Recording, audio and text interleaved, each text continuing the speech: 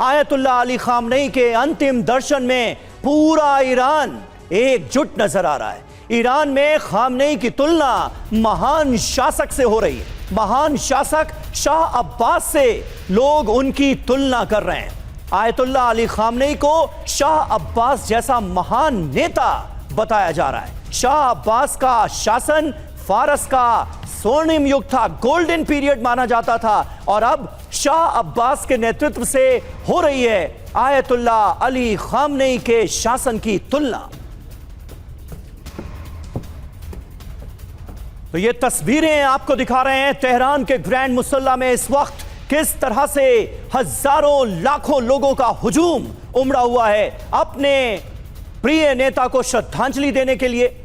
तस्वीरें गवाही दे रही हैं कि इस गमगीन मौके पर किस तरह से पूरा ईरान एकजुट है।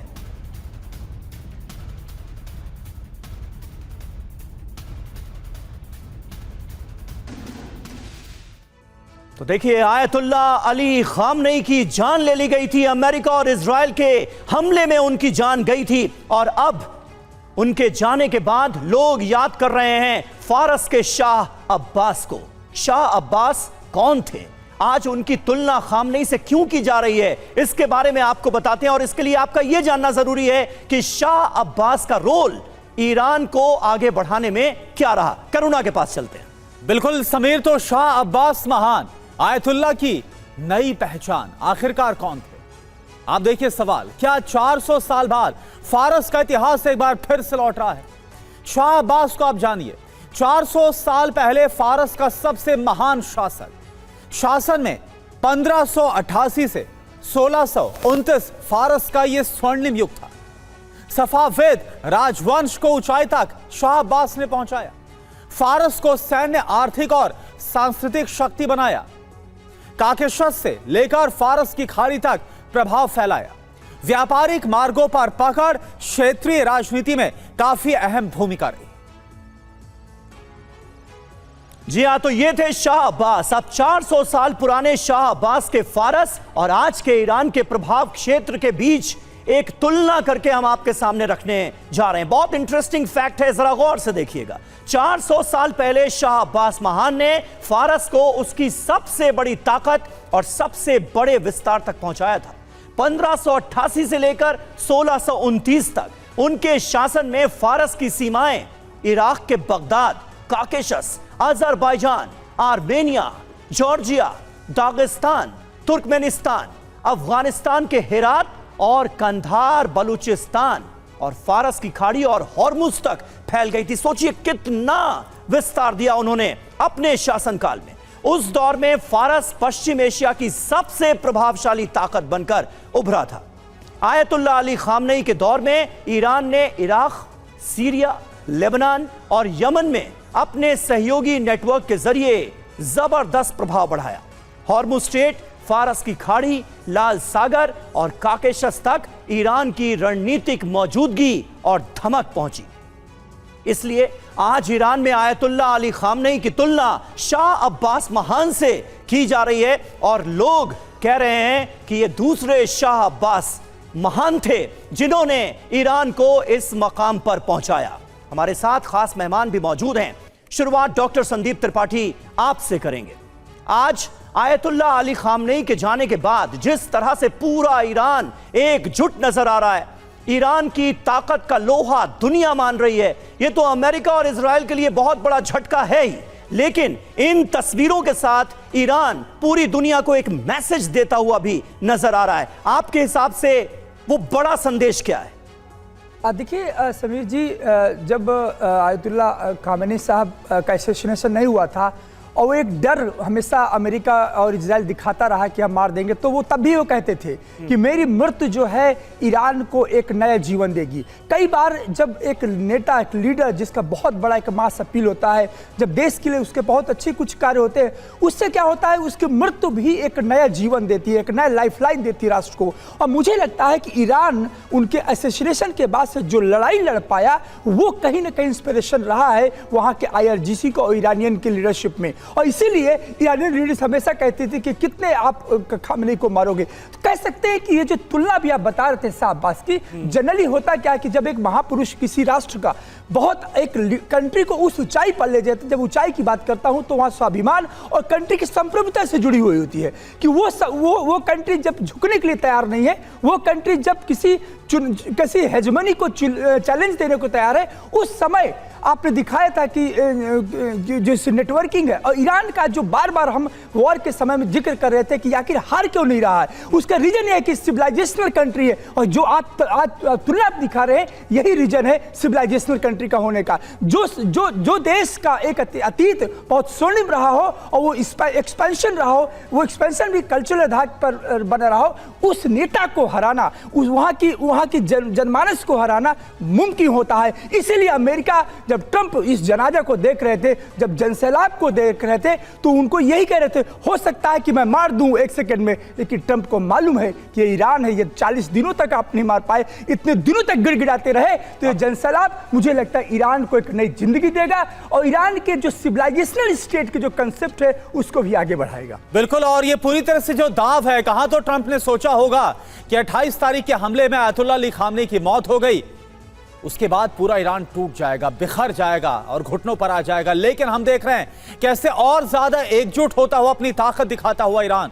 नजर आ रहा है। खामनेई की अंतिम यात्रा में उमड़ा है जनसैलाब, भीषण गर्मी के बावजूद बड़ी संख्या में लोग जुट रहे हैं। गर्मी की वजह से हाल ही में की गई पानी की बौछार, तो आपको बता दें कि तेहरान में ही अगर हम बात करें तो यहां पर 2 से 3 दिन का जो अंतिम विदाई का कार्यक्रम है वो रखा गया है। और ये तस्वीरें आपके सामने, लाखों नहीं बल्कि कहा जा रहा है कि इस अंतिम विदाई के कार्यक्रम के दौरान करोड़ों की संख्या में लोग जुटने वाले हैं आखिरी बार उस जनाजे को देखने के लिए, आयतुल्लाह अली खामनेई के जनाजे को देखने के लिए, दीदार करने के लिए।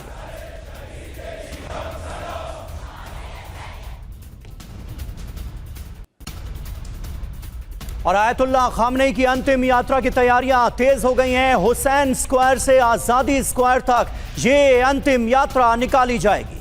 तेहरान के ग्रैंड मुसल्ला में किस तरह से जन सैलाब उमड़ा हुआ है, ये आप देखिए। भीड़ खत्म होने का नाम ही नहीं ले रही। 9 जुलाई को मशहद में आयतुल्लाह अली खामनेई को सुपुर्दे खाक किया जाएगा और उससे पहले तेहरान के ग्रैंड मुसल्ला में इस वक्त हजारों लोगों की भीड़, हजारों लोगों का हुजूम नजर आ रहा है।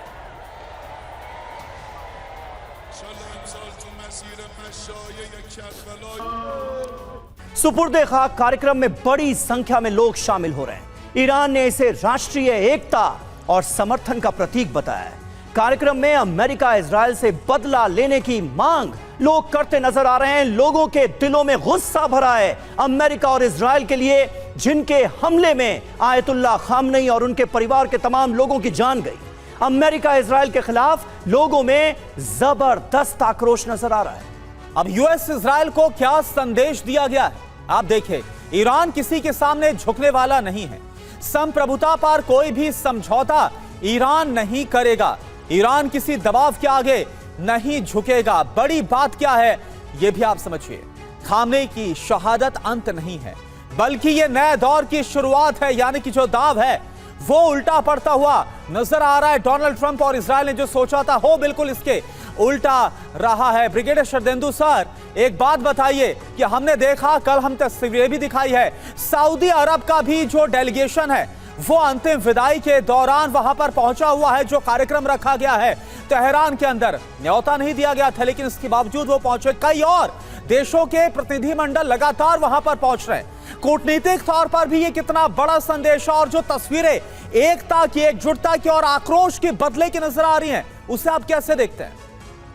मेरा मानना, जब से आयतुल्लाह अली खामनेई की शहादत हुई है, उन्होंने जो शहीद का दर्जा हासिल किया है, उससे देखिए मिडिल ईस्ट में एक डिफरेंट तरीके का रिसेंटमेंट है अमेरिका और इजराइल के खिलाफ। भले ही वहाँ के सियासत अमेरिका की लाइन को टो करते हुए इजराइल से अब्राहम अकॉर्ड साइन किया हो, लेकिन वहाँ का जो जनमानस है वो कहीं ना कहीं ईरान पे जो जातियां हुई अमेरिका और इजराइल द्वारा, उसके साथ खड़ा होता हुआ नजर आ रहा है। इसी वजह से आज जब सऊदी अरेबिया का भी डेलीगेशन वहाँ पे है तो दिखाता है कि सऊदी अरेबिया ने अपने मासेस को जाना है, पहचाना, इसलिए वहाँ पे एक रिप्रेजेंटेशन के तौर पे वहाँ है। और साथ में जो ईरान का रिजॉल्व है इस पूरे क्राइसिस में, वो देखने लायक है। देखिए, आयतुल्लाह अली खमेनी की जो शहादत हुई है वो एक संजीवनी बूटी का काम किया है ईरान के लिए। पूरा देश एक हुआ है और जिस तरीके से जन सैलाब उमड़ के आ रहा है, 2 करोड़ की तादाद और लगातार लोग आते चले जा रहे हैं, ये दिखाता है कि कितनी उनकी जनमानस में पकड़ थी। और साथ में वो 28 फरवरी को बच भी सकते थे, वो अपने आप को एक्सपोज नहीं कर सकते थे,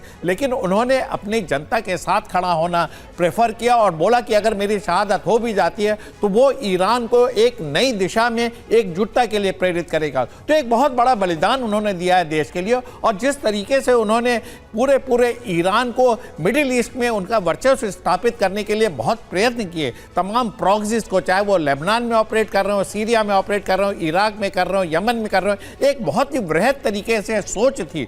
और साथ में स्पिरिचुअल लीडरशिप के साथ साथ उन्होंने अपने टेक्नोलॉजी, एजुकेशन, न्यूक्लियर, तमाम चीज़ों के फील्ड में काम किया।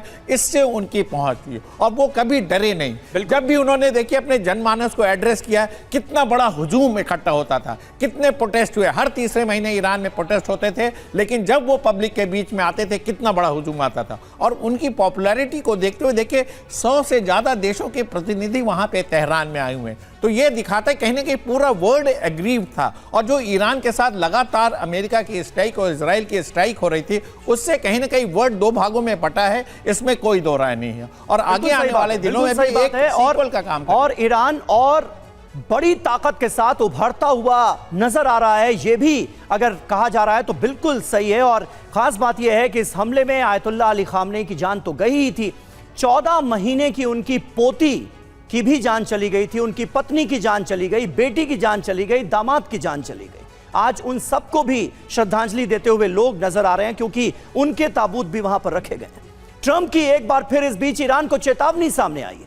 अंतिम विदाई के वक्त हमले की धमकी दी गई, एक बार में सभी को खत्म कर सकते हैं, यह कह रहे हैं डोनाल्ड ट्रंप। ईरान वार्ता के पक्ष में, इसलिए हमला नहीं होगा। अगर हमला किया तो बातचीत कौन करेगा?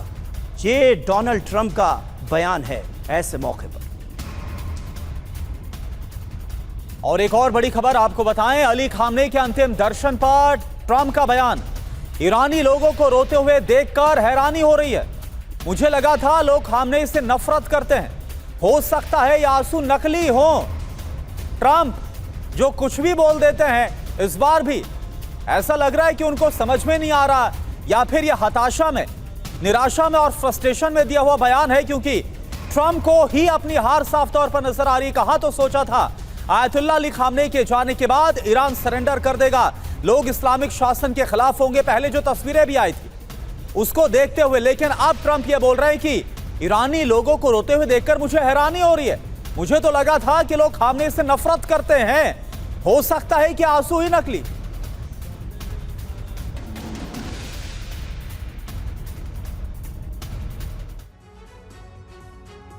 तो इन जीती जागती तस्वीरों पर यकीन नहीं कर पा रहे हैं डोनाल्ड ट्रंप की, ये कैसे हो सकता है? तेहरान में अंतिम विलाप, अभी बाकी है विनाश। ट्रंप की धमकी सामने आई है, एक हमले से हम सभी को खत्म कर सकते हैं, हमले से हर तरफ तबाही मचा सकते हैं, लेकिन हम अभी ऐसा नहीं करने वाले। हमले के बाद वहां वार्ता के लिए कोई बचेगा नहीं। हम परमाणु वार्ता को बनाए रखना चाहते हैं, बरकरार रखना चाहते हैं, ये डोनाल्ड ट्रंप का बयान है। अंतिम विदाई पर ट्रंप ने जो कहा है वो आप देखिए। डोनाल्ड ट्रंप क्या बोल रहे हैं? अंतिम दर्शन में रो रहे लोगों को देखकर हैरानी हो रही है मुझे। आगे ट्रंप ये बोल रहे हैं, मुझे लगता था कि लोग अली खामनेई से नफरत करते हैं। ऐसा लग रहा है कि डोनाल्ड ट्रंप को गाइड करने वाले, एडवाइस करने वाले उनको भ्रम में रख रहे थे। शायद रोने वाले इन लोगों के आंसू नकली हैं, आंसुओं को नकली बता रहे हैं डोनाल्ड ट्रंप। संदीप जी, किस तरह से आप देखेंगे डोनाल्ड ट्रंप के ये जो बयान सामने आ रहे हैं? मौका क्या है, बयान क्या दिया जा रहा है? ईरान से आ रही इन तस्वीरों को, जो कि अमेरिका और इजराइल जैसे देशों के लिए किसी झटके से कम नहीं है, उसे कहीं ना कहीं वो झुठलाने की कोशिश भी करते नजर आ रहे हैं। सच से पर्दा डालने की कोशिश हो रही है। फेक हैं ये तस्वीरें तो नहीं, ये सवाल भी उठाया गया है उस नेता की तरफ से जो आए दिन झूठ पर झूठ बोलता रहता है, क्या बयान देता है उसे खुद याद भी नहीं रहता। ट्रंप के इस बयान को कैसे देखा जाए? देखिए, एक जीवंत राष्ट्र ईरान ने साबित कर दिया है कि ईरान एक जीवंत राष्ट्र है, और उसके जो आंसू हैं, उसके जो जनसैलाब के आंसू हैं, वो नकली हैं या असली हैं, ये तो मुझे लगता है आने वाले टाइम में और पता चल जाएगा। बिकॉज जिस प्रकार से ट्रंप 28 फरवरी के पहले कह रहे थे कि वहाँ के जो विरोध प्रदर्शन ये असली हैं, अब यही फर्क नहीं समझ पा रहा है कि ईरान जिस प्रकार से एक मजबूत राष्ट्र के रूप में और अधिक उभरा है, खामनेई की असैसिनेशन जो मुझे लगता है कि इस राष्ट्र की जीवंतता को और ज़्यादा समृद्ध किया है। ये ऐसा मुल्क जब 250वां अपना स्वतंत्रता दिवस मना रहा है, ऐसा मुल्क जो जिसका इतिहास रक्त रंजित रहा हो, जिसने दूसरे छोटे देशों को रौंद डाला हो, उसको ये जनसैलाब नकली लगेगा। और मुझे लगता है ये नकली स्टेटमेंट अपने आप में ट्रंप का भी है। संदीप जी, लेकिन वो कौन से एडवाइजर थे, वो ट्रंप के कौन से सलाहकार थे जिन्होंने ईरान के बारे में ये रिपोर्ट दी थी कि आयतुल्लाह अली खामनेई से ईरान के लोग ही नफरत करते हैं, और अगर प्रोटेस्ट इसी तरह से चलता रहा तो जो ईरान के मौजूदा हुक्मरान हैं उनकी सत्ता को उखाड़ फेंका जाएगा। ट्रंप वही ट्रंप है ना जो कि बाकायदा ऐलान करते थे, आह्वान करते थे कि रात में 8 बजे निकलो, ईरान की सरकारी इमारतों पर कब्जा कर लो, हम बस पहुंचने ही वाले हैं। वही ट्रंप तो है। एक्चुअली देखिए, एक सीरीज होती है, जब आप एक सीरीज में लगातार कुछ अच्छा कर पाते हैं, जैसे वेनेजुएला का जो ईगो मसाज था, ट्रंप का कोई एडवाइजर नहीं था। मुझे लगता है आज भी ट्रंप का अपना कोई एडवाइजर नहीं, यदि कोई है तो एक लाइक माइंडेड है। ट्रंप के ही तरह के लोग उसके आसपास हैं, जो इनको ये विश्वास था कि ईरान के अंदर एक असंतोष है और ये 36 साल का जो शासन है इसको टूटना चाहिए, और उसी आत्मविश्वास में आकर के 3-4 लोगों ने एक टीम बनाई और कहा कि धावा बोलते हैं। तो मुझे लगता है ये उस समय का जो मिसकैलकुलेशन था, आज भी अपने ईगो को नहीं समझ पा रहे हैं कि आखिर अमेरिका हारा कैसे, इजराइल कैसे हारा, और ये जो जनाजा है, ये जो जनसैलाब है, और पूरी तरीके से वहां का जो एकजुटता दिख रही है, ये अभी भी अमेरिका के बादशाहत को, अमेरिका के घमंड को चुनौती है। इसीलिए आप इसको ये मत कहिए कि कोई जो एडवाइजर था वो गलत था। ट्रंप का अहंकार था, और वही आज भी ट्रंप का अहंकार है। शायद से संदीप जी, इसी अहंकार को सेटिस्फाई करने के लिए, वास्तविकता से, हकीकत से दूर रखने के लिए, जो 40 दिन का युद्ध भी चला ईरान के साथ, तब ऐसी भी खबरें आई कि ट्रंप को खुश करने के लिए बाकायदा जो अधिकारी हैं, जो वहां के नेता हैं, वो उन्हें रील्स दिखाया करते थे कि देखिए कैसे ईरान पर एक के बाद हमले किए जा रहे हैं, उसको नुकसान हो रहा है। सिर्फ वो एक वर्जन रखा जाता था।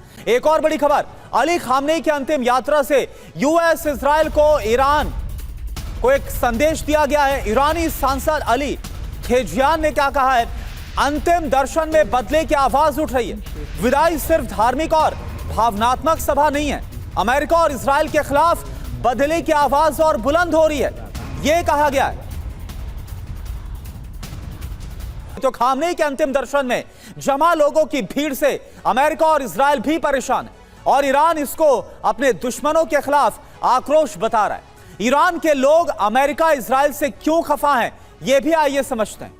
खामनेई का बलिदान, क्या कीमत अमेरिका और इजराइल अब चुकाने वाले हैं?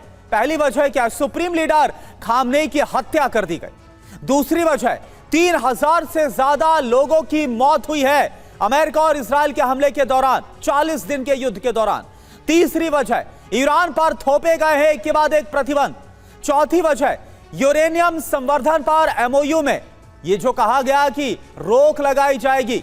पांचवी वजह है मिसाइल प्रोग्राम पर भी अंकुश लगाए जाने की बात जो कही गई। और छठी वजह है होर्मुज पर कब्जे की कोशिश लगातार अमेरिका करता हुआ नजर आ रहा है। सातवीं वजह है एनर्जी सेक्टर का जो दमन किया गया है, जिस तरह से एक बड़ा ऊर्जा संकट ईरान के अंदर उठ खड़ा हुआ है, इसको लेकर भी आक्रोश बहुत ज्यादा है।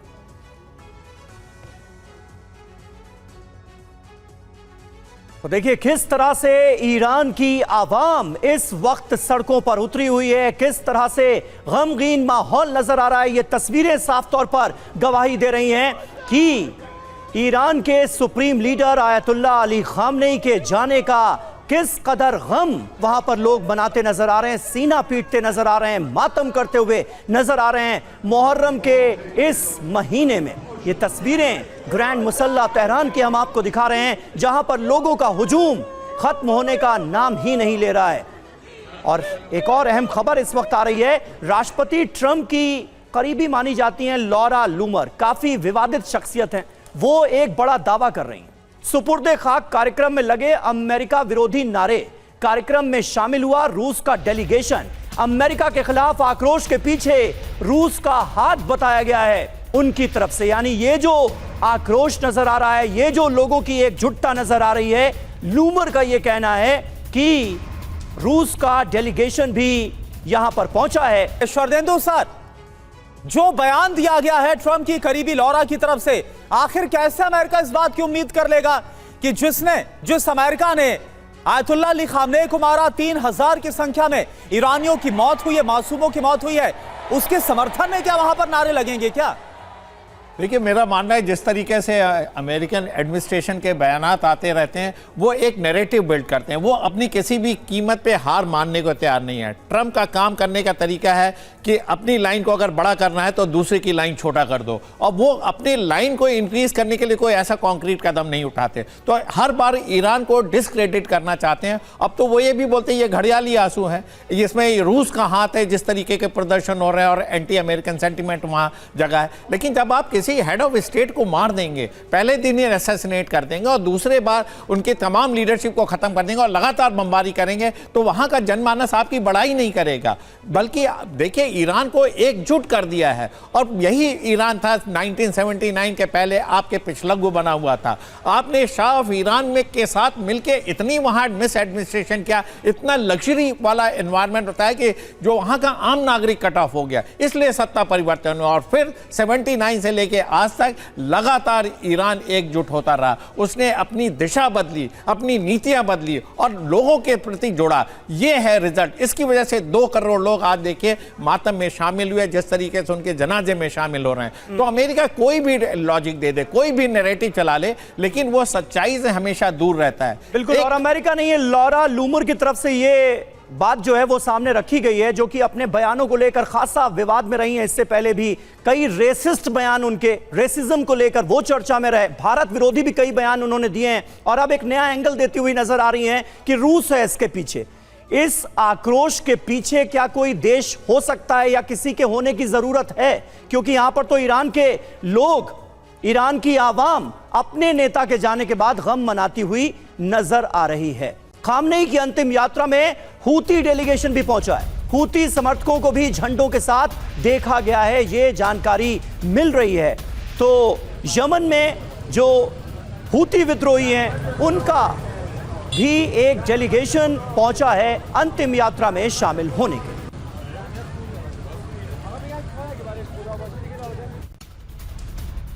और एक और बड़ी खबर, ईरान के राष्ट्रपति पेजेश्कियान का बयान आया है। अली खामनेई की अंतिम यात्रा में कहा है, दुनिया इजराइल को रोकने में नाकाम। इजराइल ने कई देशों पर हमले किए, हम इस्लामिक एकता को मजबूत करेंगे, यह कहा गया है मसूद पेजेश्कियान की तरफ से। तो तेहरान में अंतिम विलाप इजराइल से संपूर्ण हिसाब होगा क्या? ईरानी राष्ट्रपति मसूद पेजेश्कियान ने क्या कहा? इजराइल को रोकने में पूरी तरह से दुनिया नाकाम है, टारगेट किलिंग और अस्थिरता फैलाता है इजराइल। नेतन्याहू के अपराध पर अंतर्राष्ट्रीय संस्थाएं चुप्पी साधे हुए हैं। और ईरान की नई लीडरशिप इजराइल को रोकेगी, यह कहा गया है। इस्लामिक एकता को बनाए रखना हमारी जिम्मेदारी है, मुस्लिम देशों को इजराइल के खिलाफ एकजुट करेंगे। संदेश समझिए, खुद को मुस्लिम देशों का नेता बताने की रणनीति पर अब ईरान काम करता नजर आ रहा है। इजराइल के खिलाफ मुस्लिम वर्ल्ड को साथ लाने की कोशिश हो रही है। और देखिए, इस बीच एक और बड़ी खबर, तुर्की के राष्ट्रपति एर्दोआन की नेतन्याहू को चेतावनी, ईरान अमेरिका समझौते को तोड़ने की कोशिश बिल्कुल ना करे इजराइल, युद्ध का आदी हो चुका है इजराइल। एर्दोआन की तरफ से कहा गया, बड़ा आरोप लगाया गया कि युद्ध का आदी हो चुका है इजराइल। बयानबाजी, उकसावे वाली हरकतों से बचना चाहिए इजराइल को।